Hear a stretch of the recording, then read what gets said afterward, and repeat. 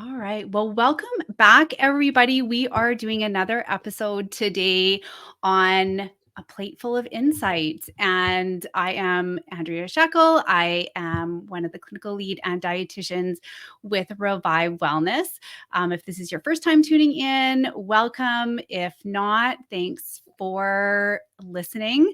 And make sure to check out any of our other episodes that are available on Revive Wellness Radio. So, today, I am joined with Sharon and Erica, who are going to introduce themselves in a moment. And today we are talking all about self-care. Wednesday, July 24th is actually International Self-Care Day. It is a piece that we talk about as a dietitian as well within our team. We talk about this with everybody and the importance of it. So today I'm really excited to be able to dive in and talk about this more, hoping that we're going to learn actually more about what self-care is, be able to diminish maybe some of the myths and challenges with or barriers that we perceive around self-care, and then really trying to learn how we can apply it into our daily practice. So I'm very excited about that. But I am going to get Sharon and Erica to introduce themselves, and then we're going to dive right in. And who wants to go first? Go ahead, Sharon. Thanks, Erica. Thanks, Andrea. So my name is Sharon Pelche. I am a registered social worker and a mental health therapist with Revive. It's great to be here. And my name is Erica Matichuk. I'm also with Revive Wellness. I am a mindfulness educator as well as a meditation and yoga teacher. Well, I'm excited to have you both on this to bring some really valuable insights into self-care. And I think to actually get us going, we really need to define it. I think even when I looked at the definition, there was pieces, you kind of forget about or you don't think of as part of self-care. So I am going to read this definition. This is from the Foundation of Self-Care. So fun fact, there is a foundation around it. But they define it as the ability of individuals, families, and communities to promote health, prevent disease, maintain health, and cope with illness and disability with or without the support of a healthcare provider. It's a very long definition of self-care. But now we're going to kind of go, okay, well, really, what does it mean? Or what is kind of our interpretation around it? So I'm going to start with Sharon. Yeah, tell me what that definition means to you, or how we would explain it. So I think the part about with or without a healthcare provider really stands out to me. So self-care is something that you can do on your own or with your family or with members in your community. And it's about promoting and maintaining good health. So it can be anything from physical health, physical activity, improving your nutrition, self-management in your own healthcare routine. So whether that be managing your blood sugars, whether that means maintaining that you have a good amount of sleep, drinking enough water, those are all kinds of things that you can do on your own in between visits with your healthcare provider. And they're sometimes small, sometimes large, intentional acts that we do every day. Things like keeping yourself safe, wearing a helmet when you're doing an activity that requires it, such as bicycling or skateboarding perhaps, wearing a life jacket when you're out in the water, having good oral care, making sure you have regular dental visits. Those are also really good components of self-care. And then, of course, we've got the mental health and the emotional well-being as well. So making sure that we're spending time with people that we enjoy, doing things that we enjoy. For me, self-care is a lot about doing things that the only purpose it serves is that I enjoy it. So it's not that I'm reading because I want to get better at my job, or I'm reading because I want to learn about a new parenting strategy. That's important as well, but reading just for the love of it. Doing things that take us back to our childhood is a good way of promoting self-care as well. There's been quite an explosion of interest in adult coloring books, and that's a great form of self-care. Dancing, baking, all of those things that maybe we did as a child that we can continue to do as an adult just for the love of it, not necessarily to accomplish anything, and just doing it because it makes us feel good and it makes us improve our quality of life. You put a lot of things in there, Sharon, and I think this was the coolest thing about self-care is it covers a lot of ground in many different ways, and it can show up many different ways, but there's really big key pieces of enjoyment and bringing it back to that. So Erica, I'm going to get you to now build on that, what we think about self-care, or what is it, or defining it. Yeah, Sharon, you did do a great job, and I'll try to add to it if I can. But the one thing that you mentioned is doing things that kind of take you back to your childhood. And when often in a meditation, in order to get someone really ingrained in the present moment, we actually ask people to try to reflect on the last time they truly felt completely at peace, completely relaxed, like there was no future thought, nothing, no ruminating on the past. And often what people tell me is that actually takes them back to childhood, like just in being in nature, just having fun, which is really unfortunate, right? Because that means that they're not thinking about something that's happened in, just within the last year or two. But that's so I find that really interesting that you mentioned that. And I think that there's a lot of value there. I think that you covered a lot.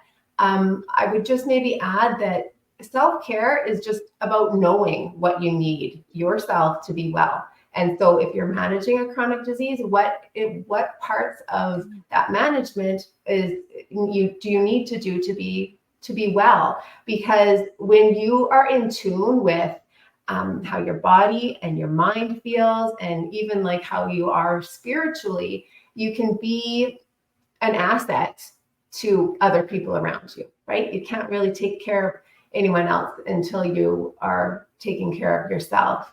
Then you become a value to other people. I would also say that engaging in self-care is also about being aware of, like, being self-aware. So acquiring knowledge and taking responsibility for like meeting the needs of whatever's going on in the present moment for you, right?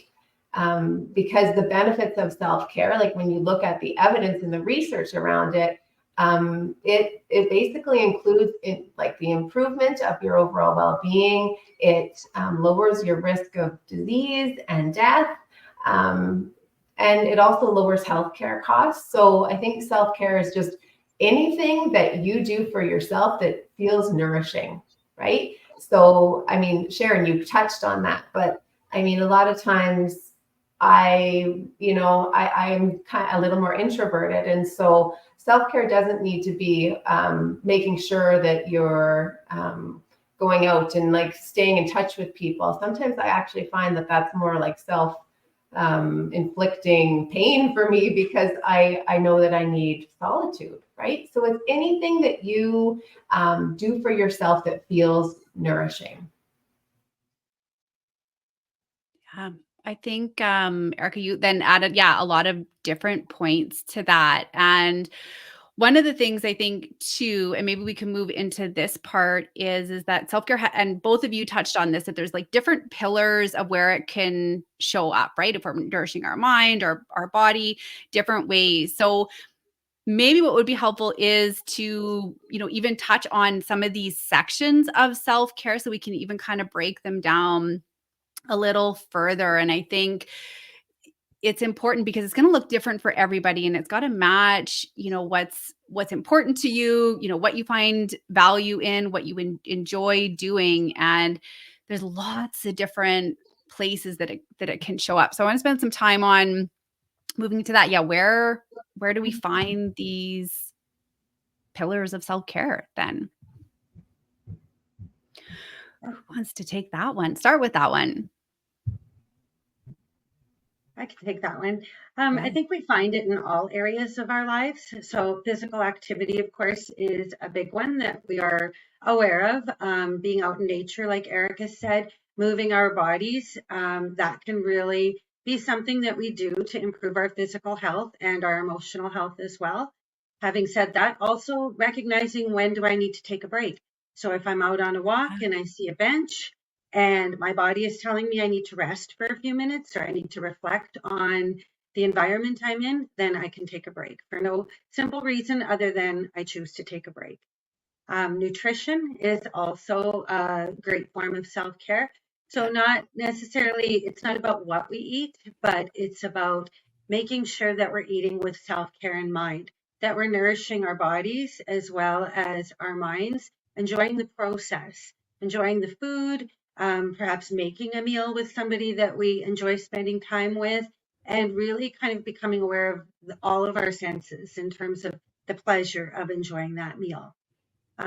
Preventative health, so taking vaccines that might be available to you, hand washing, hygiene, those kinds of things are really important in terms of promoting good self-care. Keeping up with regular physician visits or seeing your healthcare provider regularly is also a really important part of self-care. And then doing things that we enjoy, as we've talked about before, hobbies, interests. If you find you don't have a lot of that, cultivating some hobbies and interests. And a point that I really want to emphasize is self-care doesn't have to be complicated. In fact, I would suggest the simpler, the better. Sometimes it's just about looking at the stars, or it might be spending 10 minutes on the phone with somebody you enjoy speaking with. Because I think we're kind of sold that self-care is an all-day production that's extremely expensive. So it might mean a day at the spa, or it might mean a luxury vacation. Now, those things are great if those are accessible to you, but they generally aren't on a day-to-day basis. But going for a walk, looking at the stars, reading a book, having a hot beverage or a cold beverage that you enjoy, those are all things that we can do quite easily. And I think for me, the important part is to reflect on those experiences. So as Erica was saying, being mindful that I'm doing this because I enjoy it. And if I want to scroll Instagram for 15 minutes, I'm not going to feel guilty about it. I'm going to be intentional that I'm going to spend the next 20 minutes on social media. And it's because I choose to do it. And I'm going to enjoy the time that I spend doing that. So again, there doesn't need to be any guilt or shame associated with self-care, which I think is also a really important point, because a lot of us have been conditioned and socialized that our worth comes from helping others and our value comes from being there for other people. And as Erica said, we tend to put ourselves last when we think that way. So for anybody who's ever been on a flight, which is probably most of us, you're probably quite aware when the airline attendant says to put your oxygen mask on yourself before you help others. Now, if you have small children or people who are unable in some way to help themselves, that just seems like a very hard concept, because our natural tendency is to help others. But the logic is we can't help others if we're unconscious. So that's often what I think about when I think about self-care, that if I don't have my own oxygen mask, if I don't have gas in my tank, if I don't have money in my piggy bank, I'm not able to help anybody else. And so it's about investing in myself in order to invest in others. I love that. I love that. Yeah, Erica, any thoughts on that? That's well, very just powerful. that last, what Sharon mentioned there last, like self-care is also about managing stress and being more resilient. And so, there's also that analogy of self-care being seen as a savings account. So we put money away, most of us monthly, for maybe something, maybe your dishwasher goes, or maybe you have to put new shingles on your home, whatever it might be. Or maybe we're putting it away because there's something unexpected happens. And then all of a sudden life becomes really real. We get really overwhelmed, and there's some challenge and stress that comes up. But self-care works the same way as a savings account, in the sense that you put a little bit into it each day over time, and you do it consistently, then you're building your reserves. You're building your resilience for when life can throw you these types of curveballs, right? Our self-care is like almost like our income or our power in dealing with these types of setbacks and challenges in life.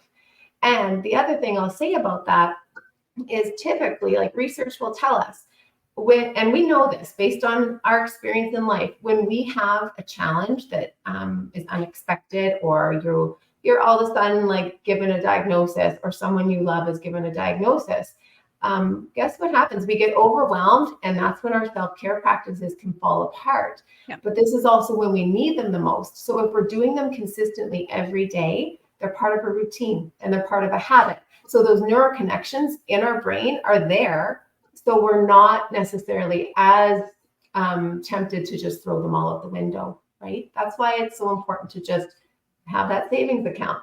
Do that little thing. Maybe it's only 5 minutes every single day, but it will help you when life throws you that curveball.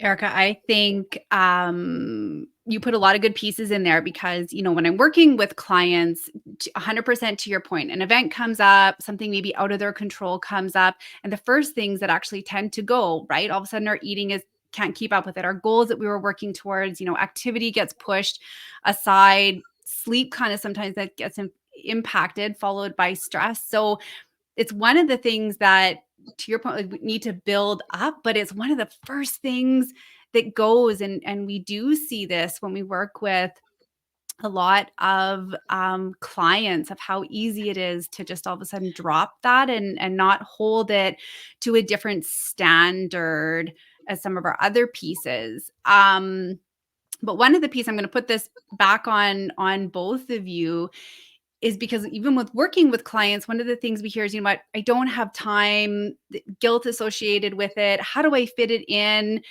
I'm busy mom. Like, how does that work? Or a person who's, on the move a lot, or a high impact job, or like self-care seems to be, well, I don't have time. I think that's the biggest barrier. So yeah, what do you say to that? Or is that something you also hear? Yeah, I think we both probably hear that quite a bit. And I think, the point that was made is it doesn't have to take time. It can be 5, 10, 15 minutes a day. It doesn't have to be, like I said, an all-day event at the spa or a luxury vacation. It can be those small little things that you do throughout the day and being intentional about doing those things. And as parents, I think we have a responsibility to teach our children the importance and the value of self-care. So if they see mom or dad taking time for themselves to go to the gym or to prepare a healthy lunch when they could have had something that was a lot quicker, but maybe not as healthy, or they see mom or dad taking time to meditate, taking time to speak with friends, cultivating those relationships, that's the information and the message that we're going to pass down to our children, as opposed to, mom and dad's responsibility is to take care of everyone and everything else, but they don't take care of themselves. And so I think, we have a role to play in that. And it can be all of those little things, a lot of little things that add up to sort of improving our overall self-care and showing our families or using our families for support. So like you had mentioned there, Andrea, when life happens, when we have a crisis and we're not able to focus on our self-care, going to the gym or going for a walk or making a healthy lunch doesn't seem important when we're dealing with maybe a very serious emotional issue. That's when our supports around us can sort of pick up and say, hey, are you drinking enough water? Are you getting enough rest? Can I do the laundry for you? Can I clean up the house for you? You've got a lot on your plate right now. So part of self-care is developing and maintaining those relationships and then calling on those people for support when you need them the most. Just to answer your question, Andrea, about time, because yes, we hear it time and time again, and we experience it. Let's be honest, like as healthcare providers, we still experience it ourselves. We are not immune to this. But I think that what has happened in the last 30 years or more is we're living in this time where we are encouraged to achieve. We're encouraged to be more, do more, be more successful, be all things to all people. And what happens is we end up on this hamster wheel where we feel like we're getting a lot done and we're feeling successful. But I think that that's why people feel like they don't have time. And what the mindfulness educator would tell you is that's where we really need to tune in and be mindful of where are we spending our time? Like, can we audit and kind of take an inventory of everything we do in a day and consider what brings us joy, what needs to be done. So what's the priority? What brings us joy? What kills our joy? And then like actually take a real mindful look at what we're doing and where we're depleting our energy, where we're spending time that we really don't need to spend that time. You have to, you have to just be mindful of how your day is organized. And take, like Sharon said, it doesn't have to take too much time, right? If you are interested in doing some reading on something, just take 10 minutes, schedule it into your day. And you know what? In about a month, you're going to have a book read. If it's meditation, just 2 minutes a day really or breathing exercise can really like get you centered and feeling a lot more calm and organized in your mind to go about your day. So I think that, and then the other thing that I'll say is some self-care can often be self-hate practices in disguise, right? So Sharon, you touched on like eating and eating out of being mindful, like sharing it with somebody, really enjoying it, like and how it nourishes your body. But some practices actually can contribute to self-sabotage, because like if we're sacrificing our nourishment for, let's say, a restrictive diet or maybe a cleanse or a detox, not to say that like there's not a place for them, but is that really self-care? Because it's almost self-punishment in a way, right? So I think that we need to like fuel our bodies and nourish our bodies out of a place of love, not out of a place of, is this food good or bad, right? What actually, like, be mindful. What actually feels good in your body? And like go from a place that you're not just eating to fill an empty stomach by grabbing something quick or going through a drive-through. Not to say that that's bad, because we all go through drive-throughs and enjoy that stuff once in a while. But it's about tuning into your body in a loving way, and then choosing those foods that really make you feel good and energetic and alive. And then what happens is, based on how you feel is how you show up for other people too, right? That's the reciprocal effect. So it's, again, being mindful of these things. Yep. And I think, Erica, too, if I think about, even talking to clients and both the practices between Revive and My Viva Plan, there's a big emphasis on reflection, right? We don't do that enough. We're very much in autopilot and not stopping and asking these hard questions sometimes of, how does this make me feel? Why am I feeling this way? What is this causing me to think? What are my, beliefs that I'm bringing into this? And we tend just not to even put the thought there, which can then lead to some of those practices that you're talking about, right? We're just doing them out of automatic, and they might not be a form of nourishment or not bring joy, but we wouldn't know if we don't stop and reflect on that, right? That's kind of a key piece, which we've even talked in other episodes of, we don't know where we're going unless we've, whatever that analogy is that can't come to my brain, but, stop to, and check in with ourselves. And I think that's a part, I don't know, maybe as somebody starts the self-care journey, of really starting to ask those questions, to be mindful, to do some, if I look at some of the pillars of self-care, there's even one on self-monitoring, right? Like self-monitoring, are we deteriorating in any areas of our life, and even starting there. So yeah, reflection. Mm-hmm. Yeah. I mean, it's all about building consciousness, building conscious awareness about, why you react a certain way, why you make certain decisions, why you carried out a certain behavior. And as we reflect, we start to notice these correlations on, like, something that how we feel on the days that we do our self-care versus on the days that we decide not to. We can see the correlation between the amount of sleep we get and how productive we are. But you don't necessarily make that correlation and do it well unless you're actually reflecting every day. Meditation is the same, but more on a mental health standpoint, because, a lot of people tell themselves things day in and day out, but they're not actually conscious of it. And unfortunately, because of our negativity bias, and we've talked about this in a past podcast, but we're often telling ourselves negative things about who we are, what we can do, what we can achieve. But we're not necessarily conscious of that. And what meditation and self-reflection can do is it can kind of start to open up that repertoire. And then you can start asking questions like, well, where does that even come from? And is that even real? I'm telling myself this, but it's really, would my best friend tell me that? Like, would my child tell me that? No, it's actually ridiculous what I'm telling myself. And once you actually build that reflection, that self-awareness, then there all of a sudden becomes a bit of a space when you're actually going about, and it's starting to happen unconsciously, but all of a sudden you recognize it. And then there's this space that just presents itself where you can actually make the decision to contradict that, right?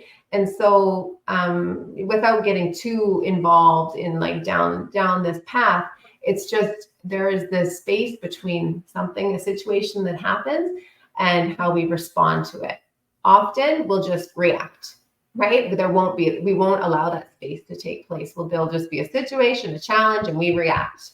But as we build our self-awareness through reflection, meditation, mindfulness, all of a sudden we can respond a little bit better in a way where we have a conscious hope for what the actual result is going to be, if that makes sense.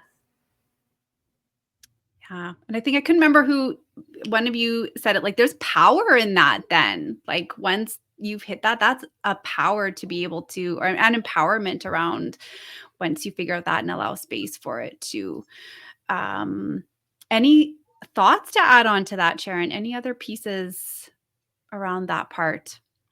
I think allowing yourself to sit with some of those feelings for a period of time and then recognizing, is this feeling serving me or is this working against me? And if it's working against me, what can I do about that? What typically makes me feel better when I'm feeling this way? And then engaging in that behavior. So it's about making some behavior changes, because if we do what we always do, we're going to get what we always got. And so it's recognizing that this behavior is contributing to these feelings that I don't enjoy experiencing. So is there another behavior that I can engage in instead? And so it is that checking in with yourself. So in the daily reflection, or, at any point in the day that you have a few moments to do that, check in, how was my day? How did I feel when this event happened? I have some power to change that feeling if I don't like it. And similarly, when we talk about self-management and overall health, not mental health alone, is, I've been having a lot of headaches, or I've been experiencing some digestive problems. Sometimes we kind of brush those aside. We don't have time to see a healthcare provider. We don't have time to kind of pay more attention to that, but really checking in, because that could be a symptom of a larger problem. And that's part of self-management. We can't always get in to see our healthcare providers in as timely of a fashion as we would like to. So we do have some responsibility to monitor some of our own symptoms, whether those be mental health symptoms or physical health symptoms. And I know we talked a little bit about doing the daily reflections, but also I like the idea of scheduling some time for self-care. So, on pen and paper, on your phone, on your calendar, whatever it might be, if I have an appointment with my doctor, I'm going to show up. If I have an appointment with my dentist, I'm going to show up. If I have an appointment with myself, that can wait, right? I have all these other things to do. But changing that mindset that the appointment with myself, to spend that half an hour to go for a walk or to have lunch with a friend or to read a book or paint my nails, whatever it might be, that is just as important, if not more so, than some of those other appointments. So really scheduling that time and then keeping those appointments, I think, is really critical to developing good self-care habits. Yeah, a thought came up when you were talking there, Sharon, about, I think that when people are trying to implement self-care, they maybe think, oh, I have to eliminate something, right? To have the time or whatever it is. But I think that instead of coming at it in that direction, maybe just focusing on what new things you can add, those small things, like Like what behaviors make you feel good, and then do those behaviors, and then you'll start to feel good. And when you feel good, the more you're going to want to do the behaviors, right? Yeah, So not it's being necessarily about eliminating, but adding things yeah. to. The Mhm. behavior is reinforced because you enjoy it. So an example for this week would be, you know, if you're one person who routinely has lunch at your desk, which, you know, we don't recommend for lots of reasons, having lunch at the park and seeing what that Mhm. does to your Yeah. afternoon, right? And seeing how that improves your productivity and your mood, reflecting on that. And if you found that there was a benefit, then that might be something that you want to create as a routine, that you want to have lunch away from your desk. You want to have it outside when weather is permitting. So looking at sort of what are some habits that you don't necessarily have to incorporate a lot of new things, but maybe just changing some habits and modifying them to make them work better for you. Yeah, those are all very, very good points. Before we kind of start to wrap up, any last minute thoughts that we feel our listeners should know about self care? Any golden nuggets we got left? I think that Sharon, you touched on social media and being mindful of staying on social media only for a set amount of time.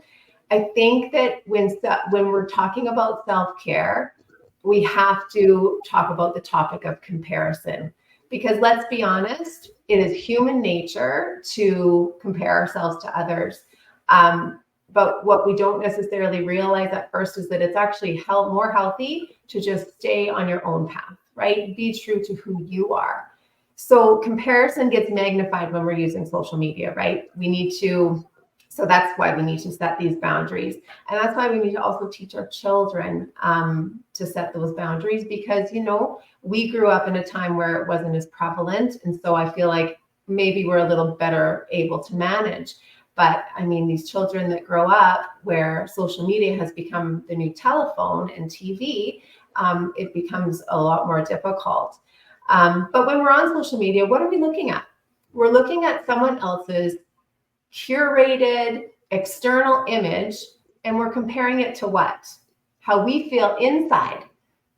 So it's just not even the right comparison, right? We have this idea, we have no idea what that person's actually dealing with, or what happened right before that picture or that paragraph Yeah. was written, right? So we're comparing this, it's just not even a comparison. We're comparing this beautiful highlighted picture or message or story, and we're comparing it to, let's be honest, our complicated, messy lives, right?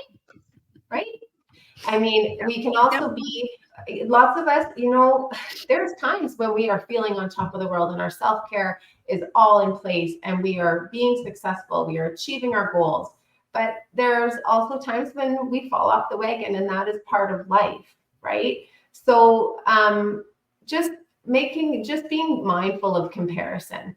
What it does is it makes us realize what we're lacking in our lives while we're admiring this person, but we're forgetting all the values that we have when we're admiring someone else's strengths. We have to remind ourselves of what our values are and what we have to offer. Everyone in this world has something to offer, right? When you think about, just some of the famous people you hear about, like John Sebastian Bach, who was blind and who was one of the most popular composers in contemporary music of his time. Stephen Hawkins, like there is so many people who have had these disabilities that have still risen above and, been able to offer a whole lot to the world. So remembering this whole social media thing, and it's not just social media, but the entire topic of comparison is, remember that you are unique and everyone on earth is unique. No matter where you come from, your downfalls in life, you can always just rise above that. And self-care really, really can help with that. So focus on what you have, not on what you don't have, because when you're comparing, it tends to send you into that area of lack. And then the only other thing we didn't really talk about is gratitude. gratitude, I really think, is the foundation, just like self-reflection is. And one way to be grateful for what you have is actually by helping others. So donating your time, donating, maybe it's financial, but offering aid to somebody that's in need, buying someone a coffee behind you in line when you're going when you're going through the drive-through, just making an effort to say thank you, holding space for someone when they're talking. Like it really, we start. Oh, and the other thing when it comes to gratitude, being grateful for those that you hold close, because if you're in a relationship, what happens is we tend to take those people for granted. So it's really important to actually go above and beyond and think about how life would be without them, and then express your gratitude to them. I mean, the other thing I was going to say about it is, I know, Sharon, we kind of talked about make it easy. But the other side of this, and I'm not contradicting you, because I do agree, self-care should be easy. It shouldn't be a chore. But in life, we need to encourage ourselves to do difficult things. We need to be brave. We need to do hard things, even though we're scared. I read a blog once, and this girl had a quote: "Walk right into the fire that scares you." Because if you don't do that, you're going to stay in your comfort zone, and you're not going to grow and develop and, get to the next hurdle in life. So this is how we grow. We're scared to do something. We try it again, and all of a sudden we accomplish it, and then it's no big deal, right? It's not a big deal anymore. I'm not nervous about it. I'm not scared of it. I can totally move past that. I don't know why I was scared about it before. So we face it and we develop and we grow. And then the next thing comes along, right? Maybe it's public speaking. Maybe it's, I'm a 19-year-old kid and I'm moving away from home. But, you push yourself and you do these hard things. You walk into the fire that scares you. And then, you look back 6 months later and it wasn't that big of a deal. That's how we grow. Yeah. Erica, you brought a lot of good points. We almost have another podcast episode, actually, even specifically around gratitude as well. So there's a lot of pieces within self-care, like lots of different directions to go with it, a lot of pieces to consider. And I think we've done a good job of just opening up that space and exploration of it for sure. One of the pieces, though, I think as we wrap up, because I'm going to ask our listeners to do this too, is if you want to share Sharon, what's your favorite form of self-care, something that you really enjoy, and same with you, Erica, and then we'll wrap up. For me, it's physical activity typically. So any kind of physical activity I enjoy, and outside is my favorite place to be. Just, being out in nature, just taking it all in. It's such a great experience for all of your senses. So the sights, the sounds, the smells, all of it is all seasons. And that's what I love about Alberta, is you get a little bit of every season here. So that is sort of my favorite way of enjoying self-care. Yeah, thanks, Sharon. Mine, anything water. Cold water right now. I love making sure I always have water with me. But gardening, this time of year, I have a back injury, so I literally sit in the dirt in my garden and pick weeds or plant. And I find that brings me energy. Anything in nature. Meditation is a form of self-care, not something that I necessarily want to do, but I know the outcome of it just is what I need. I need that because it really reinforces patience in my life, and I can tell the days or the weeks that go by where I haven't actually been diligent on that. So meditation is a big one for me as well, and physical activity as well. Awesome. It's also interesting, and Erica, you touched on this too, right? Like self-care is fluid and it can look different, and it's going to look different. You got to question that too. Self-care might look different every month, or depending on what you need at that time to implement or to put in, which I think is an important note too, is as we grow, like those would grow with us. They're not going to be the same forever. For myself, I'm actually very similar to both of you, is I need to be outside every day, like whether it's winter, spring, summer, fall, usually with a walk, and then reading. That is a big one, part of my daily practice. And Sharon, reading for enjoyment, not because I want to learn about how to be better at something. It's literally just for the pure enjoyment of it. So I want to thank both of you today for this topic. I think actually now we've even got some ideas for some next podcasts coming out of this. So just wanted to thank you all for listening as part of International Self-Care Day that's coming up. A really cool thing would be to comment on, what your form of self-care is, or how you're doing with that, or maybe some challenges. It would be cool to kind of hear from some of our listeners on how that's going, as well as please feel free to share this to people who might be interested in self-care, somebody who you think could benefit from listening. But we appreciate everybody joining us, and thanks Sharon and Erica for engaging in this topic today. So hopefully everybody takes part in Self-Care Day and every day. Thanks. Thanks, Andrea. Thanks for having us. Thank you.